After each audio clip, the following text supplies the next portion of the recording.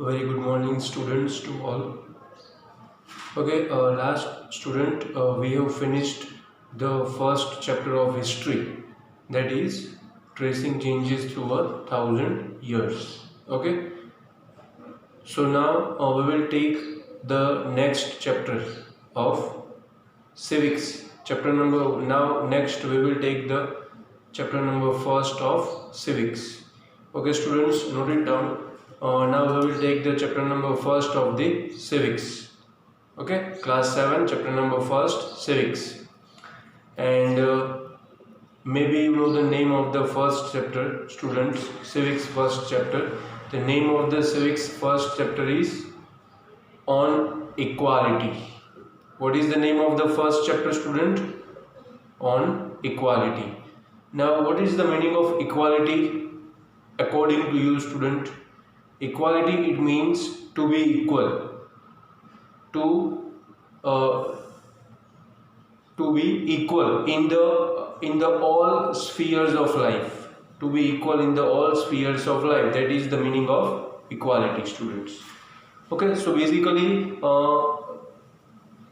when we start, student, so India is a democratic country. You know all. India is a democratic country. Okay, so what is the meaning of democratic country? It means in India, all the people.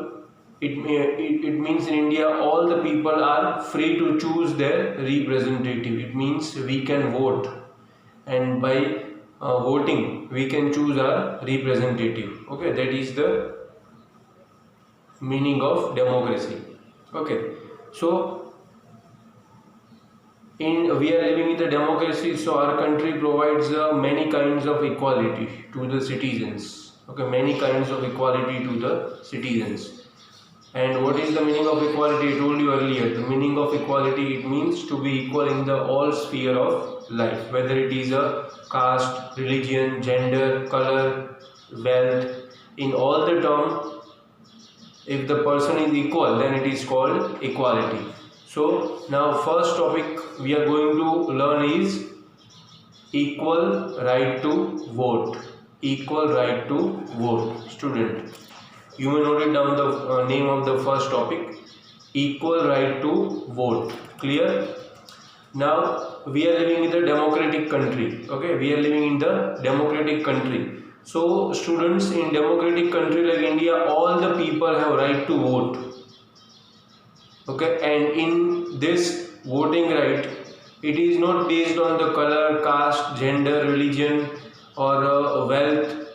Okay, irrespective of all these things, all the citizens of India, they have the voting right. Those who above 18 years.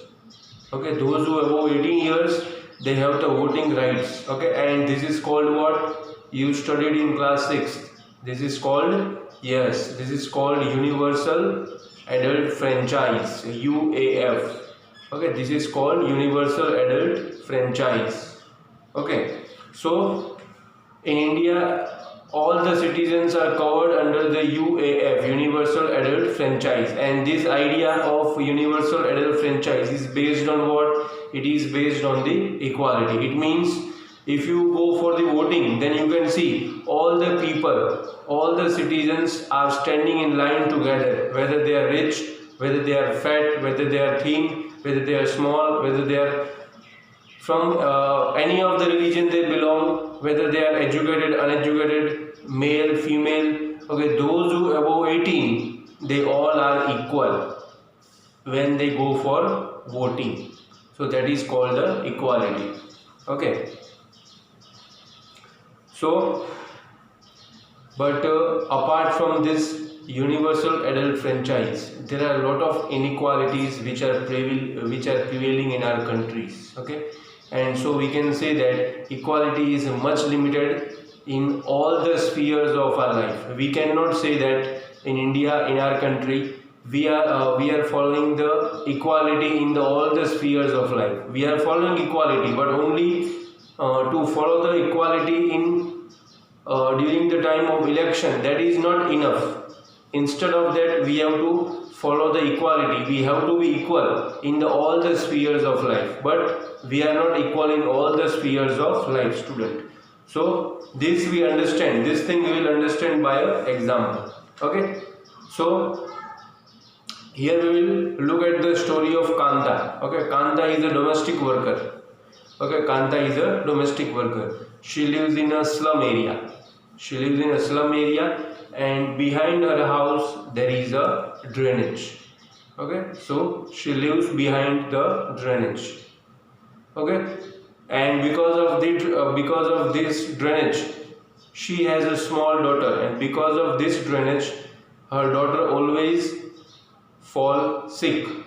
Okay, her daughter always fall sick. Okay, and as she is the domestic worker, I told you, okay, she is the domestic worker, so for the treatment of her daughter she cannot take the day off also. Why?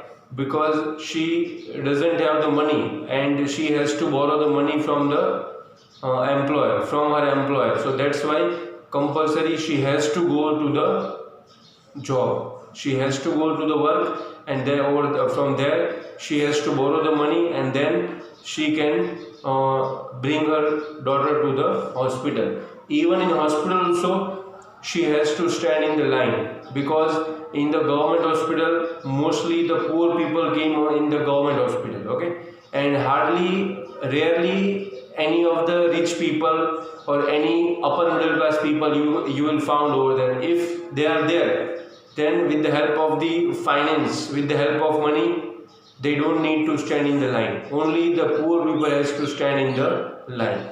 Okay, and they are always discriminated. They always have to face the inequality and all. Okay, so this is called the one kind of inequality. Okay, in India, some of the people are rich people, and very vast part of our country they are poor, and almost all the inequalities will be faced by these poor people only. Okay, because they are lack of the financial resources. That's why all the other kinds of equality are faced by the poor people only, not rich people. Rich people, they don't need to face any type of equality. Okay, so which are the other kinds of equality, students? So when we talk about the other kinds of equality, so like the Kanta, so many workers of India, they are having the voting rights, but their wages and their working condition, okay, their family condition is not much equal, and they are not in the much well and good condition in all these spheres of life. Okay, so apart from poverty, there are also other kinds of inequalities also in India. Poverty is also not our student. Poverty is also one kind of inequality. But apart from poverty, what are the other inequalities? Like one of the major inequalities that we are facing, students, today, that is the caste system. What? That is the casteism, which we call it as a caste system. Okay, when you go to the rural area, so it may be possible that at young age also, or at very small age, you will be familiar with the casteism or caste system in the rural area, in the villages. Okay, but when you go to the urban area, so the proportion of the casteism or the dominancy of the casteism is much less in the urban area in compare of the rural areas.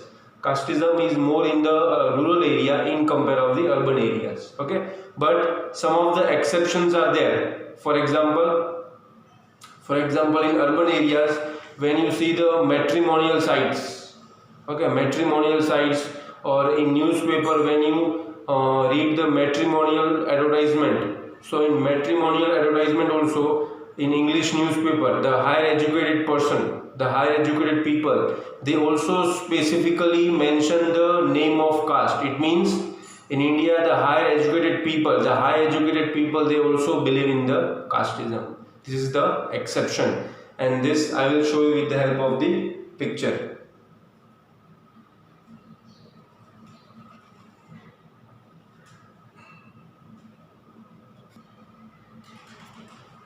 So students, as you can see, this is the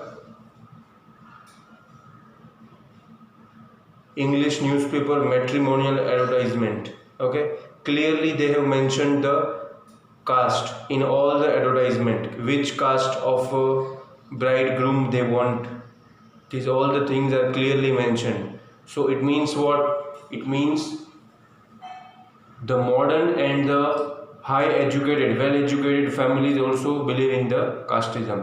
So it is also called the one type of inequality. Okay.